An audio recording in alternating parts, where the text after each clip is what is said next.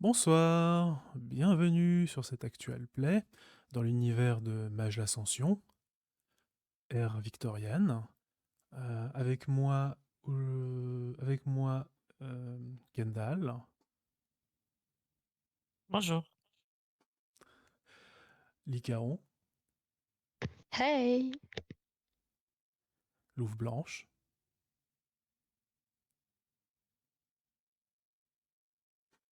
Bonjour! et Abrariel. Bonjour à tous. Bien, commençons.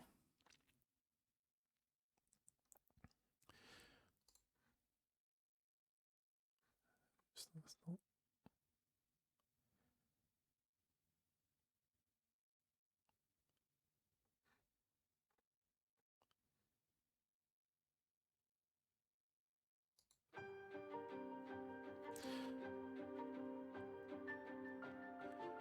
Alors que les présentations ont été faites avec le maître de maison, le comte Puvillard de Langlois, Victor, tu te diriges vers la porte d'entrée.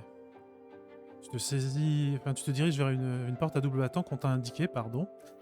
Tu te saisis des battants et ouvres la porte pour arriver, dans une antichambre. En face de toi, un majordome qui t'avait guidé jusque dans les couloirs et qui a dû passer par les combes du personnel pour pouvoir accéder à cette antichambre sans passer par la porte par laquelle tu t'es introduit. Celui-ci frappe à la porte où se trouve, la porte du salon qui se trouve derrière lui, puis se présente comme étant Jérôme, le majordome. Il demande s'il peut entrer, et à mesure que tu approches de lui, il ouvre la porte lentement, une porte à double battant à nouveau, lentement mais sûrement.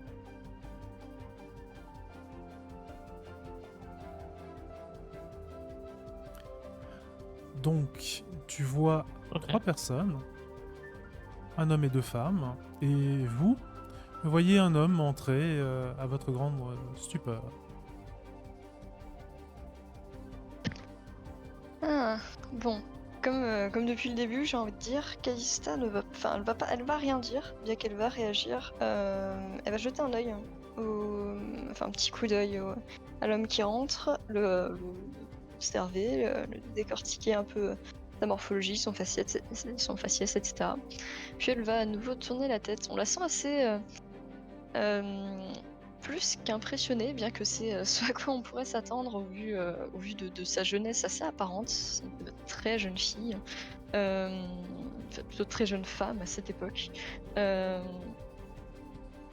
Elle ne semble pas plus effrayée, mais dans les faits, elle ne semble pas forcément enclin à parler. Elle semble avoir l'esprit ailleurs et la tête remplie de ses pensées qui semblent l'intéresser bien plus que ce qu'il peut se passer autour d'elle.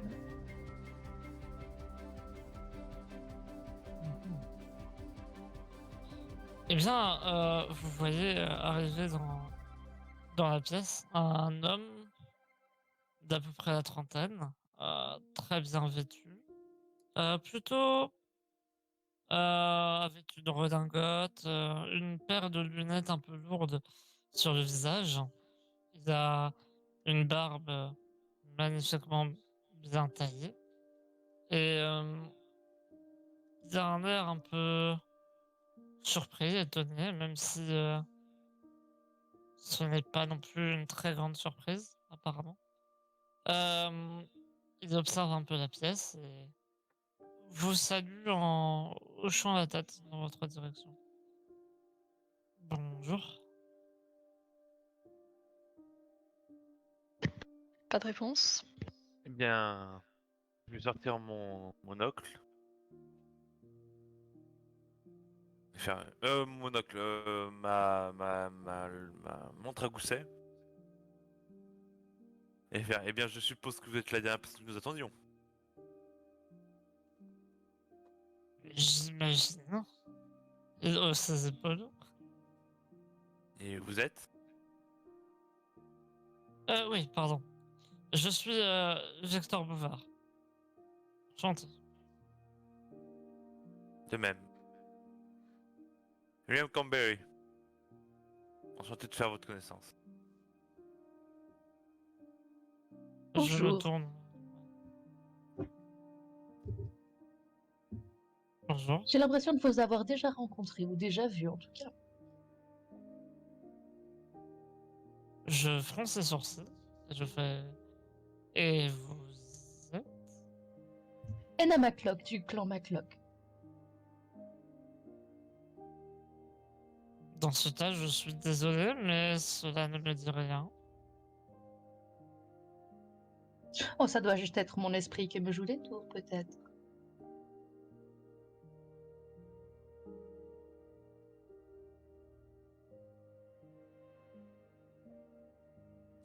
Et du coup, je me tourne aussi vers la dernière personne présente.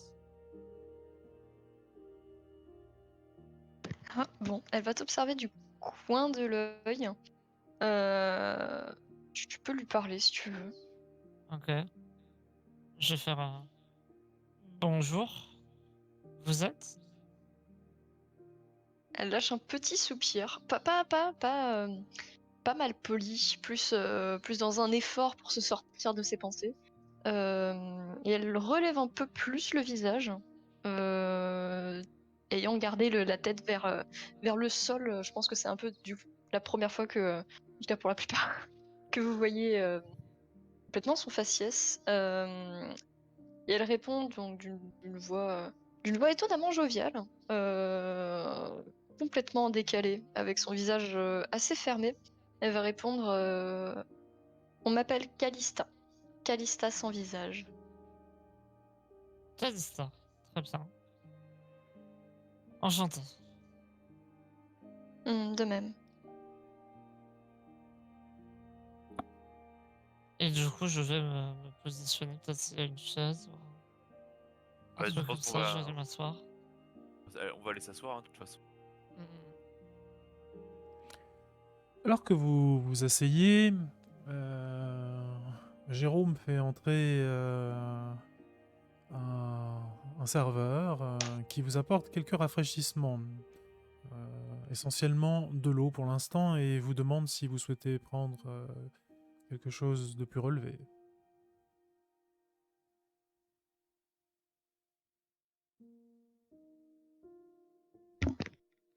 Un petit whisky pour moi, mon bon, s'il vous plaît. 2 Bien, doigts, madame. sans glace. Alors attention, si tu fais le deux doigts comme comme une vraie écossaise. Parce qu'il y a toute une manière de dire deux ou trois. On va pas refaire une grosse bastard, quand même. Ah bah. Oh non. Ah non, mais je ne demande pas pour la surveiller, peut-être c'est l'erreur écossaise. C'est juste pour voir si elle fait vraiment tous les tics bien écossais. Je précise juste que si vraiment je voulais le faire à l'écossaise déjà, j'aurais quand même demandé une goutte d'eau, ce qui n'est pas le cas. Parce qu'un bon whisky, quand tu veux vraiment le déguster, Aïe, aïe, tu aïe. rajoutes de l'eau pour ouvrir ses arômes, ce que je n'ai pas demandé. Ah, tu. Non, c'est juste une question comme ça, c'était pas pour te piéger ou rien. C'était Ah pour. non, non, rien à voir, mais je le précise très clairement, c'est que là, je ne l'ai pas demandé en mode dégustation, mon whisky. D'accord. Bon, mais moi je disais. Ah, Ok. moi, un verre de vin rouge serait excellent. Si vous avez un Côte du Rhône ou quelque chose qui s'y apparente, cela sera parfait. Bien, monsieur. Un scotch, s'il vous plaît. Bien. Et vous, madame? Bon, elle va juste secouer la tête. De toute façon, si on la regarde, elle est trop jeune pour boire. Un chocolat chaud? Hmm, D'accord. Il s'en va. Et Jérôme se dirige vers la porte et referme la porte à double battant depuis l'extérieur, vous laissant seul un moment le temps que le serveur revienne.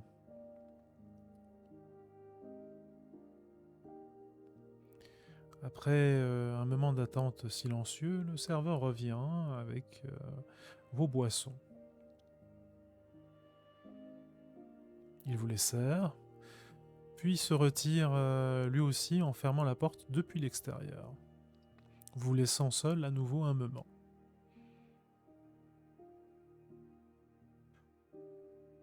Bon, Calista va touiller dans dans son petit chocolat chaud pour mélanger, j'imagine. Elle lève D'accord. pas vraiment la tête, elle ne vous regarde pas trop.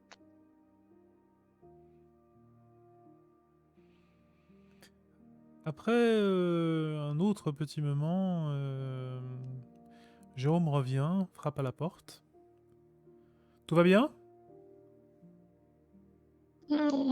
Je hoche la tête. Donc, Jérôme ouvre la porte et remarque que tu hoches la tête.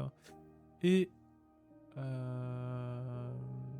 se permet de vous demander si vous avez besoin de quoi que ce soit.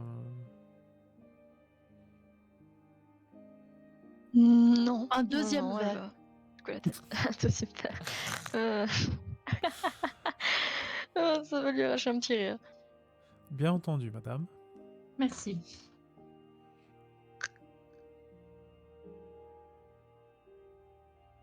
Bon, allez, je débute. Calista va regarder en direction du verre, du coup, j'imagine maintenant vide, d'Ena McLock. Euh, et dire assez bas, vous buvez beaucoup d'alcool. C'est une question, pas un jugement. Seulement quand la situation le demande, et je pense que cette situation en demande beaucoup. N'est-il pas mieux de garder les esprits sobres? Ne vous inquiétez pas, je suis habituée. Oh, j'aimerais m'habituer à boire de l'alcool aussi. Ce n'est pas une bonne idée, je vous assure. On ne la perd plus Hmm. après, on ne la perd plus cette habitude après, malheureusement. J'aime bien pourtant le goût de l'alcool.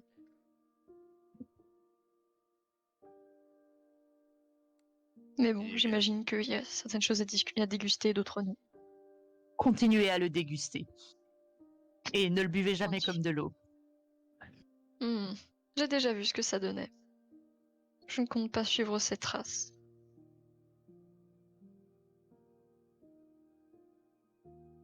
Eh bien, outre parler d'alcool, peut-être pour nous discuter de ce qui nous a rassemblés.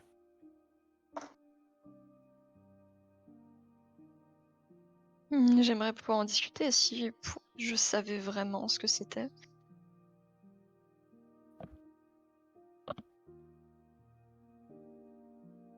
Vous êtes venus ici sans savoir pourquoi nous devions tous nous voir. Eh bien, j'ai suivi mon mentor qui m'a guidé ici. Le comte.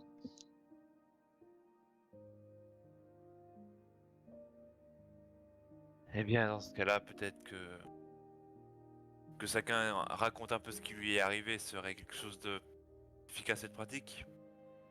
Hmm, je vois. Puisque vous avez envie de parler, pourquoi ne pas commencer? Très bien. Par où commencer? Donc, comme vous pouvez le savoir, Euh, je suis William Camberry. Comme mon nom l'indique, je ne suis pas français, mais américain. Et j'étais ici pour un voyage purement diplomatique, à premier abord. Mais disons que j'ai eu vent, enfin, j'ai fait une expérience qui a changé énormément de choses. Et c'est pour Quel genre cela, d'expérience? euh, des choses qui ne sont pas de l'ordre de l'ordinaire, on va dire. Ah, vous aussi? Je pense que c'est cela qui nous rejoint tous. Eh bien, Peut-être vous parliez d'un mentor, j'en ai eu un moi aussi. Je présume que vous tous en avez eu un, en avez eu un, c'est cela. mhm. Vous devez connaître le mien. Possible. Hmm, Cela ne me dit si rien. si je vous parle du comte du Puy-Villoire de Langlois. Si tu le connais, en effet. Ah, c'est lui qui m'a appris beaucoup. C'est lui qui m'a appris. D'accord. Enfin, appris à faire quoi exactement? C'est difficile à dire, mais il m'a appris. L'important, c'est de savoir. Ce n'est pas ça le plus important. L'important, c'est qu'il vous a appris des choses. C'est vrai. Toujours garder son esprit ouvert. C'est un de mes dictons. Et j'imagine que du coup, c'est à mon tour de raconter ce qui a fini par me guider ici. Euh, Peut-être l'aurait-vous... Pardon? Nous allons le faire chacun notre tour, de toute façon. Oui, c'est vrai. Je vais devoir y passer tôt ou tard. Eh bien, comme vous avez certainement pu le remarquer, je ne viens pas d'une grande famille. Je n'ai pas vraiment de nom de famille d'ailleurs, pour être honnête, sans visage est un surnom que l'on m'a donné, de par ma participation à un théâtre ambulant que vous pouvez de temps en temps voir un peu partout à Paris. Suite à une de nos représentations, nous avons été pris en chasse, je ne sais pas pourquoi, comment, et pour X raisons, j'ai été mêlée à une histoire qui semble bien sordide. C'est là que c'est là que j'ai rencontré une femme des plus étranges. Euh, Après le conte, et eh bien, j'ai passé ces dernières semaines avec lui à, si je puis dire, développer mes différents talents, ne serait-ce qu'en théâtre, mais aussi à comment les utiliser à des fins plus fines.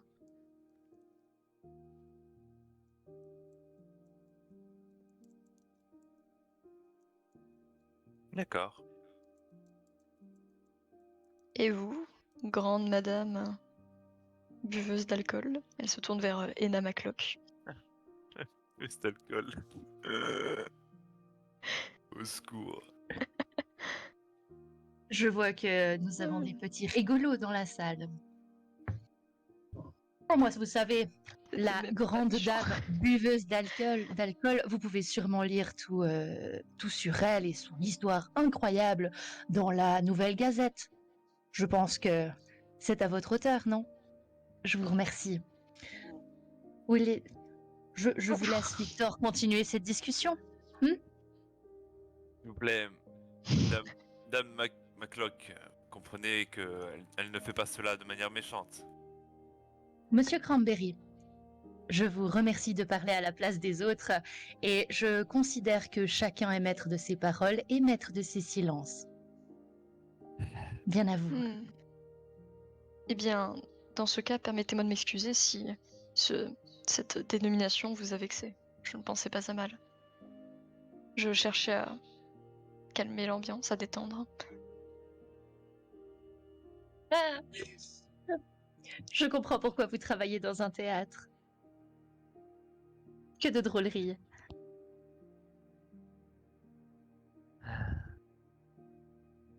Bien, passons à vous, Victor. Ah, Victor. Eh bien, donc, je suis Victor Bouvard, je suis professeur d'histoire à la Sorbonne.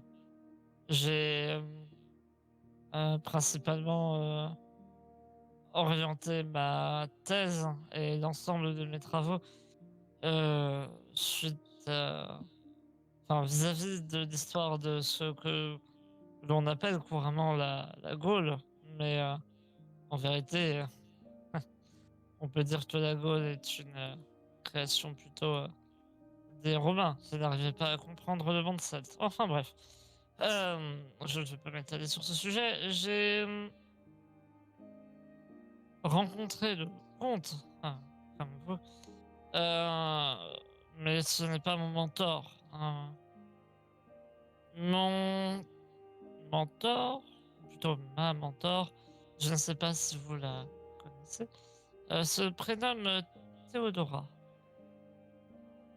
Ce nom ne me dit rien. Très bien, bien, tant pis. Je, je dois vous avouer que ça a fait un petit choc de se retrouver dans ce genre de situation, mais nous verrons ce qui adviendra. On frappe à la porte. Ok. C'est Jérôme. Ah, le majordome. Le comte souhaite pouvoir entrer. Il n'est pas seul. Pouvons-nous entrer? Hochement de tête. Oui. Bien sûr. Donc, la porte s'ouvre lentement, dévoilant le visage du comte, ainsi que de 3 autres personnes.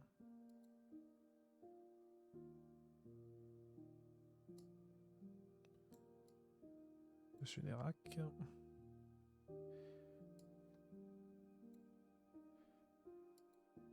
Oui, ils sont mignonnes. Combien tu... Hmm Ils vont être combien à rentrer? 4.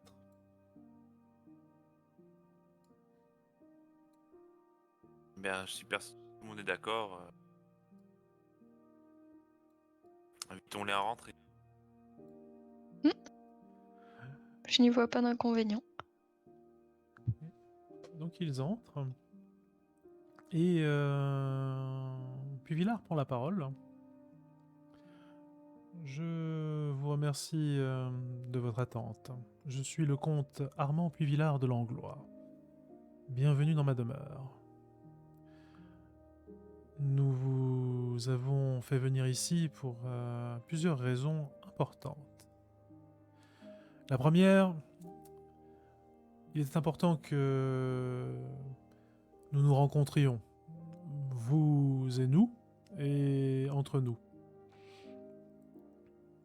Nous sommes parvenus à l'idée que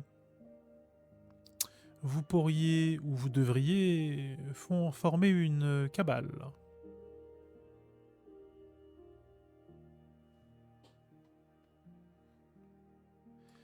Je suppose que vous ignorez ce que c'est. En effet. Mhm. Le contraire m'eût étonné.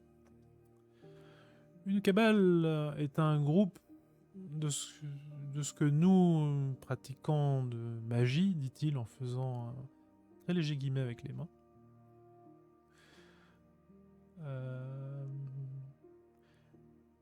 Formons quand nous nous regroupons entre personnes ayant les mêmes capacités.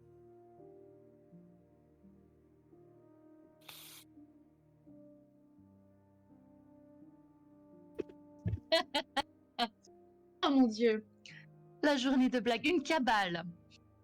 C'est fantastique. Vous avez l'enfant des rues qui peut se transformer en tout et n'importe quoi. Probablement l'assassin. Nous avons le lettré et le porte-monnaie ambulant. Mais que de blagues. Inutile d'être aussi... dans les- Eh bien, madame, sachez que ce groupe est appelé à entreprendre de grandes choses, que vous le vouliez ou non. Vous pouvez bien sûr décliner l'offre, mais je gage que vous gagneriez beaucoup à rester avec nous. Et eux. Je ne crois pas avoir trop de choix au vu de ce qui est déjà arrivé. Eh bien, voilà qui règle les premiers détails. Pardon. Nous allons pouvoir parler de quelque chose de beaucoup plus important, ou tout aussi important que la fondation de votre cabale. Est-ce que le nom d'Antoine Fournier vous dit quelque chose? Je ne crois pas. Vous voyez Armand qui traverse la salle et marche en direction de la fenêtre du salon. Vous remarquez que depuis le début de la discussion, vous êtes seul. Les domestiques vous ont laissé en paix, ou plutôt tout seul, dans la pièce avec vos mentors. Et Armand, tout en vous faisant dos et en regardant par la fenêtre, continue à discuter. Comme si... et c'est comme si c'était naturel pour lui de discuter sans regarder les gens avec qui il parle. Monsieur Fournier a eu quelques soucis avec notre Premier ministre, Monsieur Guizot. Les détails sont parus dans la presse, mais apparemment, il serait victime d'une forme de complot ou peut-être même de malversation ou d'arnaque. Je sais que cela ne vous intéresse pas au premier chef, mais sachez que je souhaiterais pouvoir m'entretenir avec ce monsieur Fournier. Et je ne suis pas le seul ici. Je pense que mes camarades, et quand ils disent ce mot, ils se tournent en direction des 3 autres qui vous regardent.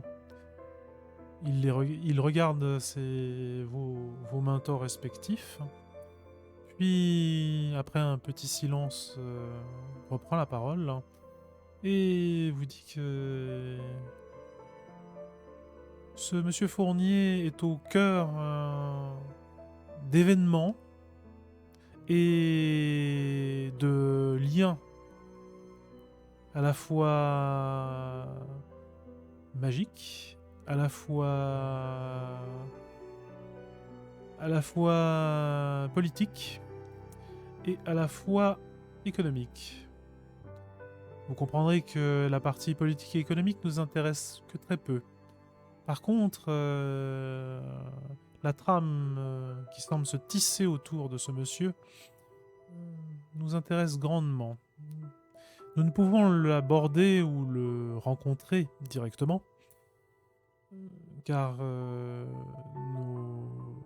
l'approcher nous mettrait certainement,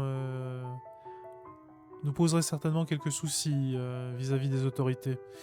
Nous avons tous des positions ou des postures connues des gens qui dirigent cet État. Je vous demanderai donc, comme faveur, si vous pouviez approcher Monsieur Fournier et nous mettre en contact discrètement. Je le vois. Parce que nos visages sont moins connus que les vôtres. J'aimerais pouvoir vous dire non, mais c'est hélas le cas. Je vois. J'imagine que je peux y participer, je vous dois bien ça. Nérac prend la parole et dit Monsieur Puvillard de Langlois peut paraître excentrique et parfois autoritaire, mais sur cette affaire, il a raison. Monsieur Fournier est au cœur de grandes circonvolutions, si je pouvais utiliser un seul terme pour définir ce qui lui arrive. Il y a beaucoup de choses en jeu autour de lui, et nous aimerions savoir quels sont ces enjeux. Alors, Odile, Calista hoche la tête, mais elle n'a aucune idée de ce que ça veut dire circonvolution. Odile prend la parole et on dira c'est aussi l'occasion pour vous de collaborer ensemble. Je sais que ce n'est pas évident, vous n'êtes pas habitué à vous reposer sur d'autres personnes pour agir, mais dans ce cas-là, il va le falloir. Il va falloir que vous fassiez preuve de la plus grande discrétion pour approcher cette personne. Et je pense que vous êtes prêts. Mais bon, messieurs, bien que votre plan soit très, très intéressant, je ne vois pas vraiment ce que j'aurais à y faire, étant donné que je suis également connue. Donc de m'approcher de cette personne ne serait pas forcément bénéfique. Teodera s'approche de toi, elle te dit effectivement, vous êtes connu et je pense que nous le sommes tous d'une manière ou d'une autre. Toutefois, vos visages ne sont pas encore connus de nos adversaires.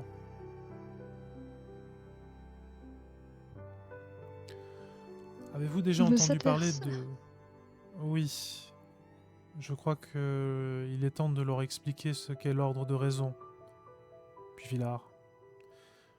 Puis Villard fait oui de la tête, et Nérac aussi, ainsi que Odile.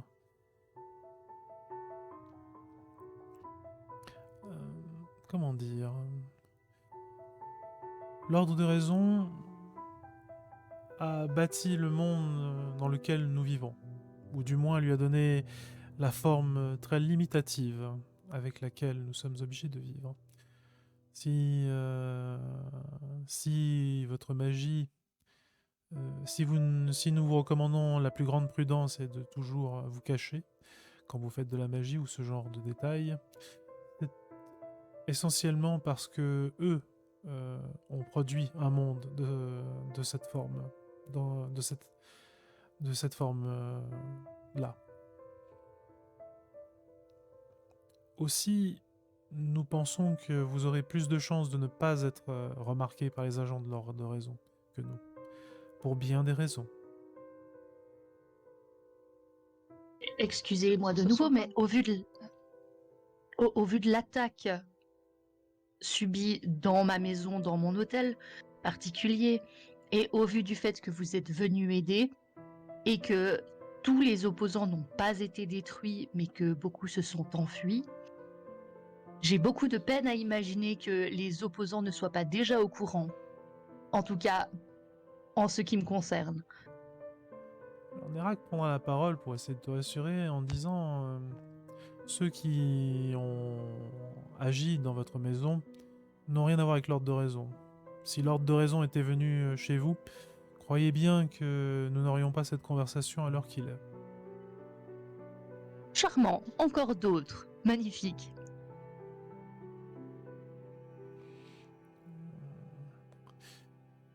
Je vais bientôt Ça avoir commence besoin à de la en faire des bouteille. amis. Nérac vous explique que plus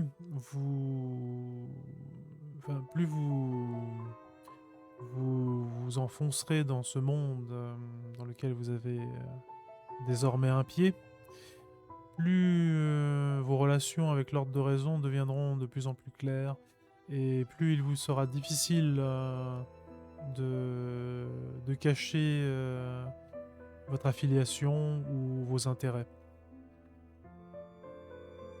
Mais pour l'heure, ce n'est pas le cas. Et croyez bien que nous ne vous demanderions pas à la légère d'aller rencontrer ce monsieur Fournier si nous ne craignions pas qu'il soit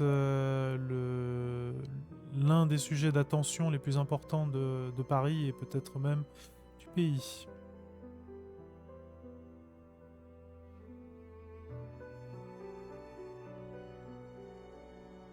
Eh bien, je veux dire, on peut considérer ce plan, mais est-ce que vous avez d'autres informations le concernant? Je veux dire, un lieu d'habitation, des Oui, bien noms sûr, de famille. il vous communique son adresse qui se trouve dans le quartier de Montmartre. Enfin, le quartier, là... C'est pas vraiment un quartier à l'époque. Mais il habite à Montmartre, dans la commune de Montmartre. Vous avez l'adresse. Et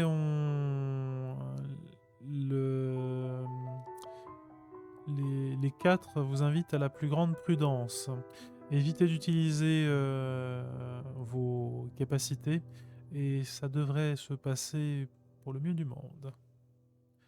Et ne vous inquiétez pas, si besoin, nous interviendrons pour vous aider. Mais notre intervention aura un prix. Très lourd pour nous tous. Très important, pardon, pour nous tous. J'imagine qu'on devra éviter d'en arriver là.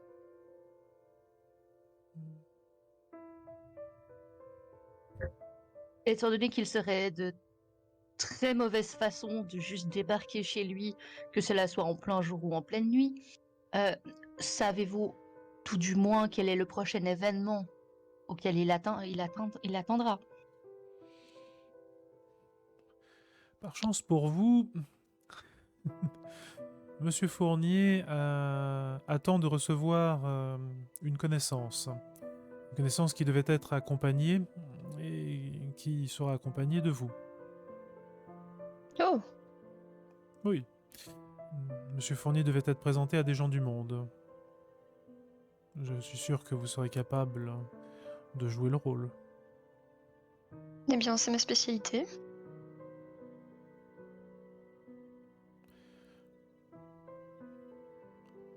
Théodora prend parole. Elle vous dit nous n'en avons peut-être pas l'air, mais nous sommes dans une situation très délicate. C'est aussi la raison pour laquelle nous avons choisi de vous demander votre aide.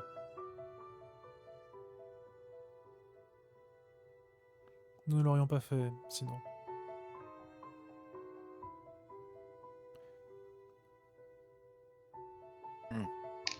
Ah, tout de même, nous avons envoyé, nous, des nouveaux, voire même des gens qui découvrent tout juste ce monde-là.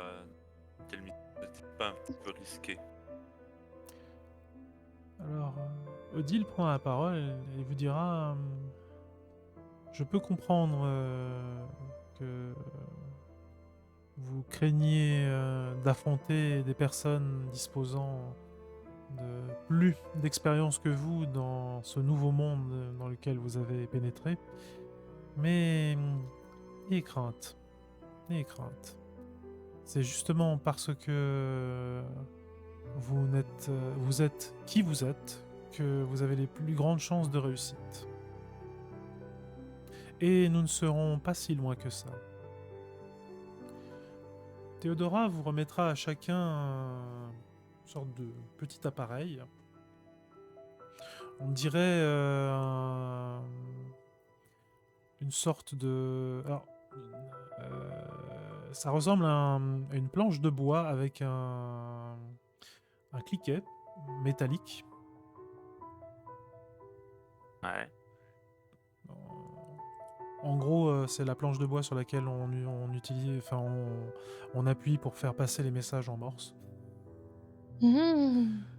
Mais cette planche de bois comporte quelques éléments métalliques supplémentaires dont vous ne comprenez pas exactement la fonction.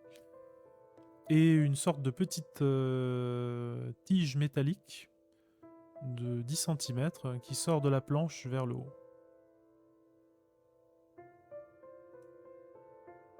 Elle vous dit, en cas de souci, il vous suffira simplement d'utiliser la planche et d'appuyer sur le bouton pressoir. Elle vous montre comment faire.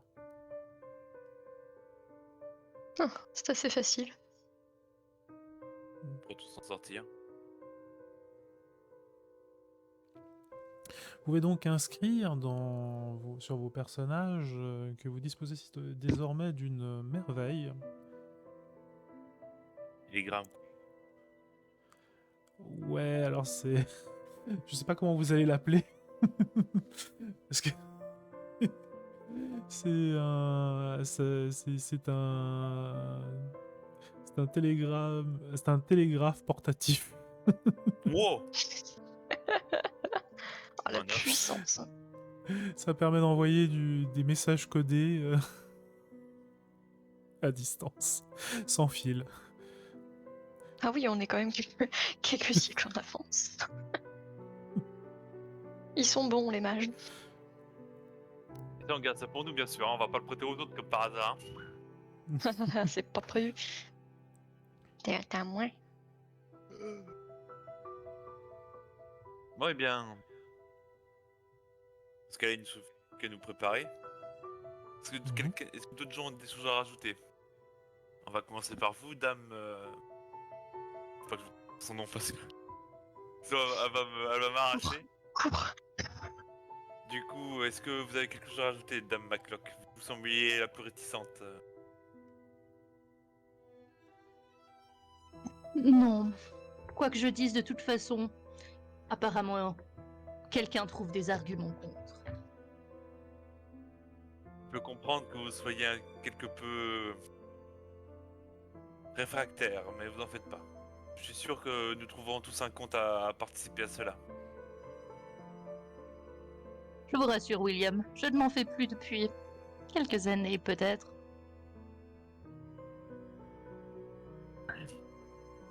Pour vous, je présume.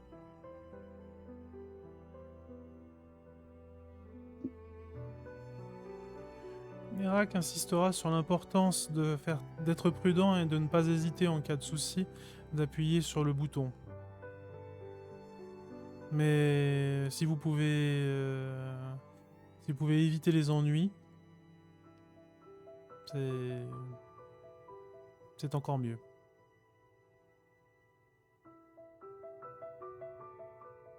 Pas que ça-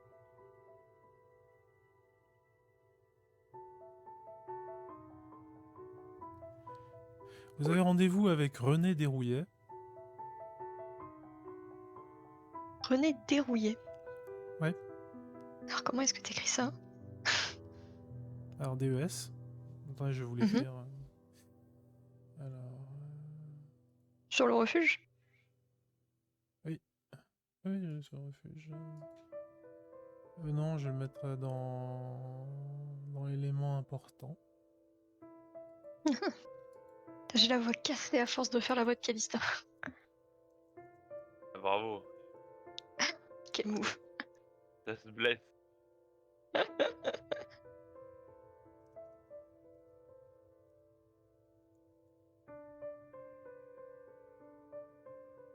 Hop. C'est vrai que je suis en train de me dire, je pourrais déguiser tous nos personnages. Au secours. Va confirmer. Va demander si quelqu'un est d'accord. Voilà. Non Je mais regarde. bah, t'inquiète pas, j'ai les arguments qui vont avec. Bon, j'attends la prochaine session RP pour. Enfin, session RP. Moment pour demander ça. T'inquiète pas, ça va sortir. J'espère que la Madame Maclock semble être une femme forte en caractère. Je suis pas attendue à la rousse que je me suis pris. Ah Quel mais, enfer. moi j'étais sûr. On peut les faire chier. Ah juste, c'était plus mérité. Hein. Honnête. Juste une question. Mhm. Donc, Nerak vous demandera si vous avez d'autres questions ou d'autres besoins de quoi que ce soit pour vous aider. Bien, à première vue, rien. Nous vous recontacterons si besoin. Hmm. Eh bien, il ne nous reste plus qu'à vous souhaiter bonne chance, dira Odile. Merci beaucoup. Merci. Bonne chance, vous dira Théodora. Et puis les deux autres finiront par vous dire bonne chance aussi. Et on les en remercie. Vous partez pour la commune de Montmartre?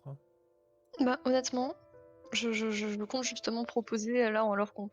Très certainement qu'on sort de l'hôtel, me tourner vers les autres et leur dire donc on est tous recherchés par la police, c'est ça? Non.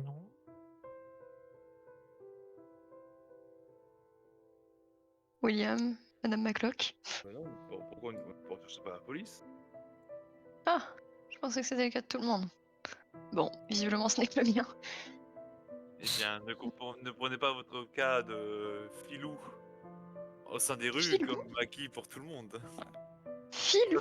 Certains d'entre nous sont droits dans leur vote.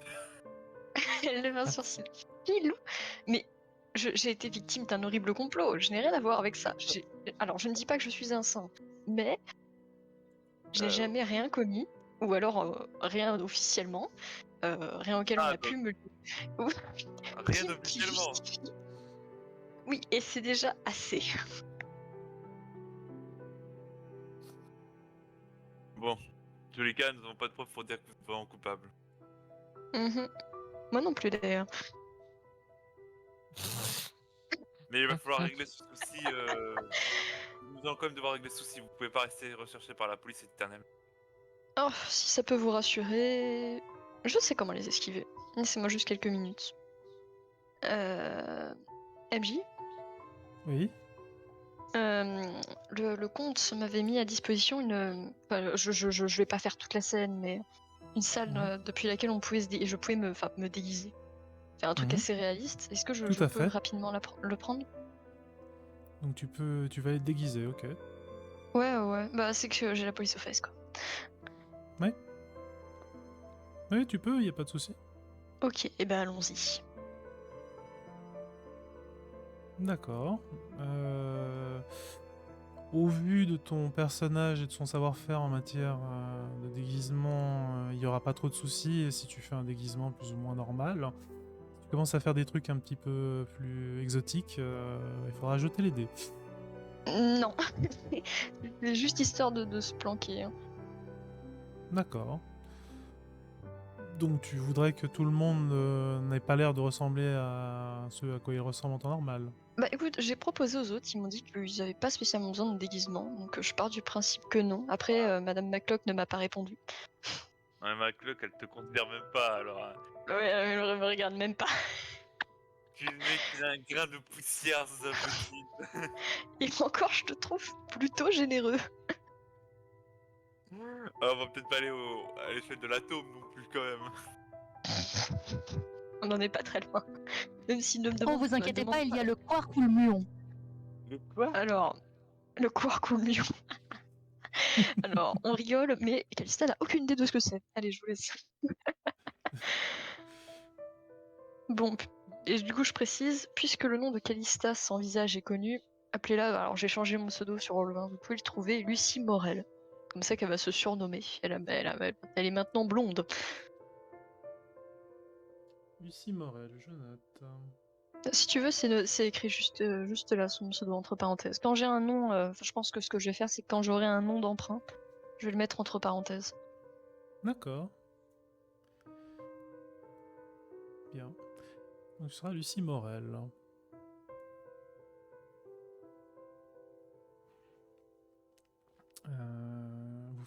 Vous faites quelque chose ou... non, pas spécialement.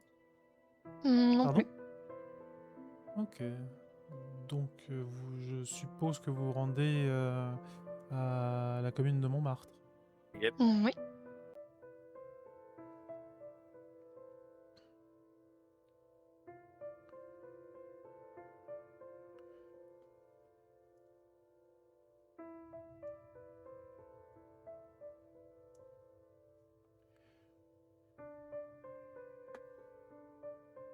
Que faites-vous? Moi, je proposerais d'aller voir aux alentours. Donc quand vous arrivez autour du quartier, enfin du quartier de la commune, déjà vous êtes en fin d'après-midi, début de soirée, donc le soleil commence à gentiment décliner à l'horizon.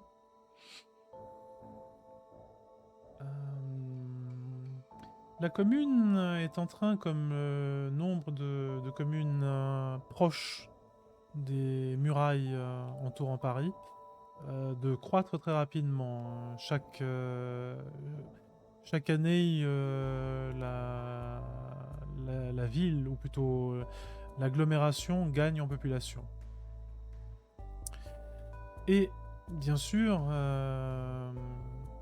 cette augmentation croît de manière quasiment exponentielle pour l'instant. Vous êtes dans un quartier là où se trouvent des maisons d'aristocrates, de personnes riches. Et en plus de cela, ce sont des maisons récentes, donc avec une architecture récente. Pour certains, je crois que la plus vieille maison doit dater. Enfin, ouais, non, je vais pas dire de bêtises. Je préfère réserver parole, mais il faut imaginer que c'est une architecture du milieu du 19e, principalement, qui domine le quartier. Et vous baladez dans des rues qui sont, pour la plupart, on va pas dire quasiment vides, parce qu'il y a du passage, mais le passage, c'est essentiellement pour traverser Montmartre, pas pour s'y arrêter. On traverse Montmartre pour se rendre à Gilliancourt un peu plus loin, ou dans d'autres lieux, pour profiter par exemple des guinguettes extramurales de Paris. Et donc il ne s'arrête pas beaucoup de gens dans la commune. Mais il y a du passage, ça par contre il y en a, notamment sur les grands axes, il y a beaucoup de passages. Ne pas pouvoir faire de bêtises. Bon, en guise de réaction, moi, je dirais bien que Kalissa est pas mal émerveillée. Je trouve pas qu'elle ait trop eu l'occasion de se balader à Montmartre. C'est beau quand même. Enfin, l'architecture récente, c'est magnifique. On fait de son mieux pour ne pas paraître juste ébahi. Et regarde comme avec de grands yeux. C'est vrai qu'elle n'est jamais allée à Montmartre. Bah, elle s'est baladée, tu vois, mais c'était généralement pour échapper au gérant des magasins après avoir volé des choses. Donc c'était pas forcément pour s'arrêter. Non, elle a certainement traversé Montmartre, mais en courant. Vous trouvez sans difficulté la demeure de Fournier, si vous souhaitez approcher. C'est un bel édifice. Alors c'est un immeuble.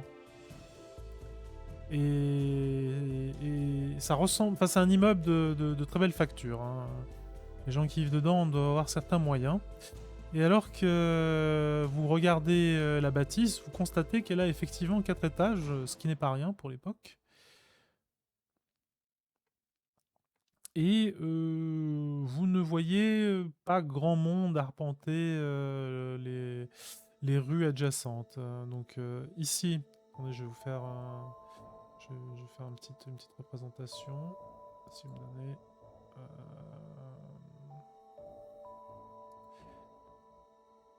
Sur la rue principale, là, bon, ben, c'est un axe. Sur la rue principale, vous avez effectivement beaucoup de véhicules qui passent, hippomobiles, je précise, et de nombreuses personnes qui traversent à pied Montmartre.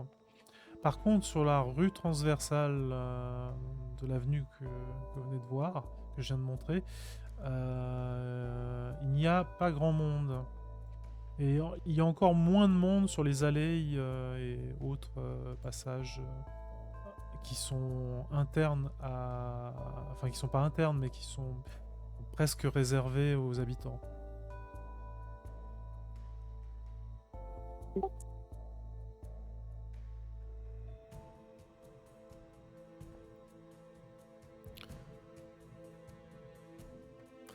Donc, vous êtes libre d'agir. On ne veut pas rencontrer René Desrouillets. Oui, On sait quand est-ce qu'on le rencontrera. Oui, alors il vous attend ici. Donc, je mets la petite flèche, près de la mairie, qui est un point de rencontre facile à trouver. Ouais, bon, normalement, ça devrait pas être trop compliqué. Oui. Ça devrait aller. On devrait avoir les compétences. Oui, alors tu nous surestimes, mais j'apprécie ton optimisme. Moi, je propose d'y aller. Lorsque vous approchez de René, il a l'air d'un homme... Alors, il a l'air d'un homme du monde, bourgeois, bien habillé, propre sur lui, mais il n'a pas cette attitude hautaine ou autoritaire que Puvillard a, ou cette attitude ou l'autre attitude qu'a Nera qui est un peu plus qui dispose d'une autorité naturelle basée certainement sur son savoir important. Plutôt un homme discret. C'est pas moi qui vais commencer à le saluer. Eh bien, dans ce cas-là, je vais m'avancer. Je vais m'approcher de lui et je vais l'aborder en disant Monsieur Derouillet. Lui-même, dit-il en courbant l'échine et en levant le chapeau. Je suis enchanté. De même, je suis Victor Bouvard. Je lui Tu tends vois la main. qu'il a les cheveux bruns Ok. sous son chapeau. Je lui tends la main pour lui proposer de lui serrer la main. Ok, il te serre la main. Vous êtes envoyé par le comte Puivillard de Langlois. En effet, C'est un plaisir de faire votre connaissance. de même. Alors, Et vous n'êtes pas venu seul, à ce que je vois. non, justement, permettez-moi de vous présenter mes compagnons d'infortune.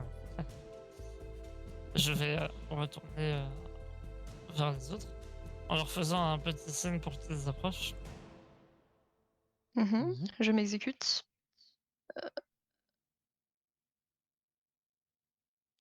Ok. Je regarde. Je vais désigner l'autre homme du groupe. Je vais faire. Permettez-moi de vous présenter William Cranberry, Enchanté. Lucie Morel et Madame Edna MacLock du clan MacLock. Milady. Fais une petite courbette. De même. Milady. Et bonsoir madame, dit-il à Lucie Morel. Fort Elle, bien, je me présente, je suis René Derouillet.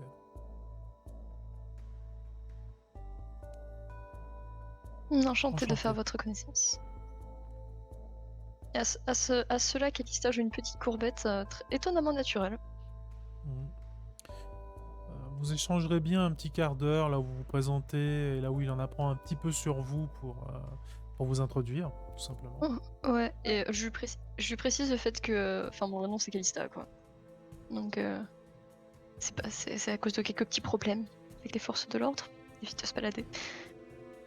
Des problèmes avec les forces de l'ordre. Grand Dieu, j'espère que nous n'en aurons pas. Eh bien, moi aussi. Et pour être tout à fait honnête, je ne sais même pas où ça a commencé. Oh.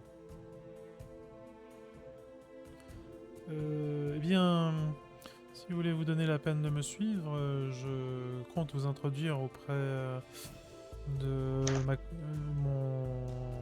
mon ami, monsieur Fournier.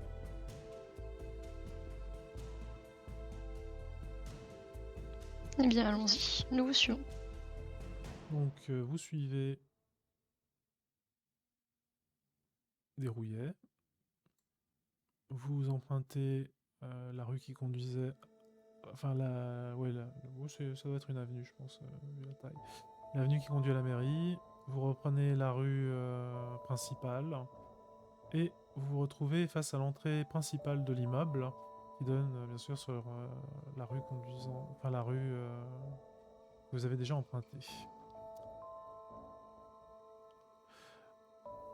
Lorsque vous entrez dans l'immeuble, un concierge vous accueille d'un regard circonspect, quelque peu inquisiteur, puis refermera le loquet avec lequel il verrouille l'accès à l'immeuble, du moins de ce côté.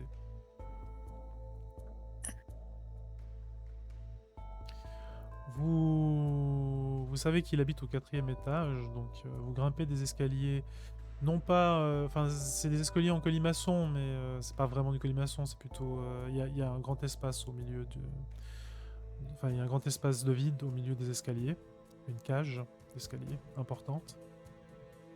Et vous arrivez au 4e étage. Le sol est fait le sol est fait de pierre. Et c'est très récent.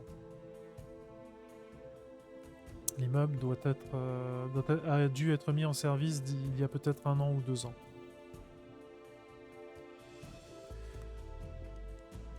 Vous êtes face à la porte d'entrée. Que faites-vous? Je me mets un peu sur le côté, indiquant aux autres que c'est à eux de toquer. Donc, Je vais toquer, hein. D'accord, tu toques. Lorsque tu t'apprêtes à toquer, tu vois Dérouillé sourire. Et puis il te laisse toquer. Donc tu toques à la porte. Et au 3e toc, la porte s'entrouvre.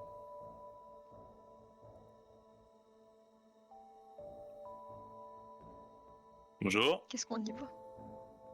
Bonjour. Pas de réponse. Hmm. Monsieur le voyez? Dérouillé est un peu surpris. Il toque à nouveau et puis il fait... Antoine? Antoine, êtes-vous là? Antoine? Bon, il écarquille un peu les yeux, il a l'air surpris.